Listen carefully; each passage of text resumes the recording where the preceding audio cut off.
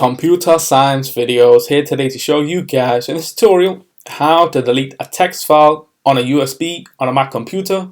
Without further ado, let's start the video. So in this tutorial, you need to have access to a Mac computer, a USB pen drive, and the text file that is already on the USB. So we can now start this tutorial.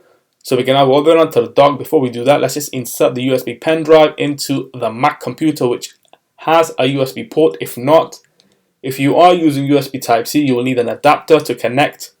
Alternatively, you can use a USB pen drive that has a USB Type-C on it. Let's now insert. Let's just wait for that to load. That's on screen. Let's just double click the Kingston, or we can go all the way onto the dock, go to Finder, navigate to the USB. On the sidebar, in favorites or in locations, let's just click on Kingston, and there I see 10 commands.txt.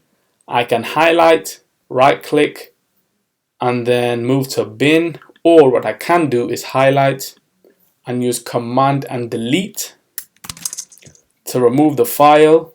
Let's go all the way onto the dock again, go to the bin, click on empty,